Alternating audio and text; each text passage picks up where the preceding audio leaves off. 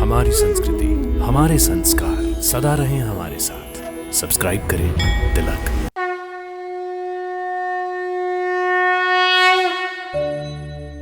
भक्तों, आप सभी का हमारे यात्रा कार्यक्रम दर्शन में प्रणाम एवं हार्दिक अभिनंदन।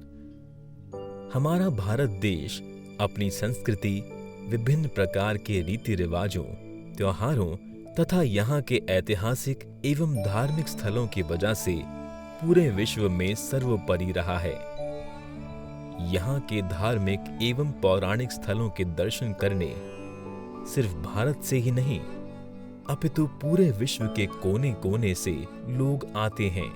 और आज हम आपको एक ऐसे ही सुप्रसिद्ध धार्मिक स्थल की यात्रा करवाने जा रहे हैं जिसको भगवान भोलेनाथ के 12 ज्योतिर्लिंगों में से एक ज्योतिर्लिंग की मान्यता प्राप्त है। और वो ज्योतिर्लिंग है मध्य प्रदेश राज्य के खंडवा शहर के समीप ओमकारेश्वर क्षेत्र में स्थित ममलेश्वर ज्योतिर्लिंग।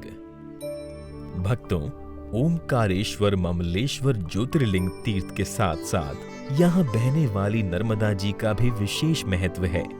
गोदावरी नदी और कृष्णा नदी के बाद मध्य प्रदेश की जीवन रेखा कही जाने वाली नर्मदा नदी भारत के अंदर बहने वाली तीसरी सबसे लंबी नदी है।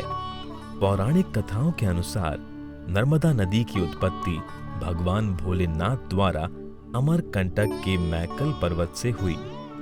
भगवान शिव की कई वर्षों तक तपस्या कर नर्मदा जी ने उनसे कुछ वरदान प्राप्त किए, जिनमें से एक है कि नर्मदा नदी का हर पाषाण यानी नर्मदेश्वर शिवलिंग के रूप में बिना प्राण प्रतिष्ठा के पूजित हो।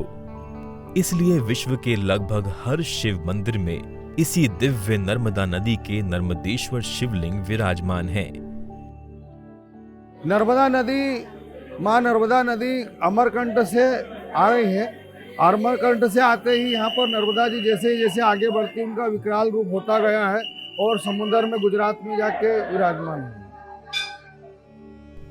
देवी अहिल्याबाई होलकर द्वारा प्रारंभ की गई परंपरा के अनुसार गायकवाड़ राज्य की ओर से नियत किए गए कुछ ब्राह्मण यहाँ नित्य मृत्तिका के सहस्त्र शिवलिंग तैयार कर उनका पूजन करने के पश्चात उन्हें नर्मदा में विसर्जित कर दिया जाता है। भक्तों, अगर आप भगवान भोलेनाथ के ममलेश्वर ज्योतिर्लिंग के दर्शन करने, उनका आशीर्वाद पाने के इच्छुक हैं, तो अपने बजट एवं क्षमता अनुसार अपनी यात्रा का शुभारंभ कीजिए। आज के इस एपिसोड को बम भोले के जय घोष के साथ विराम देते हैं और मिलते हैं अगले एपिसोड में एक नए धाम की यात्रा पर। तब तक के लिए प्रणाम।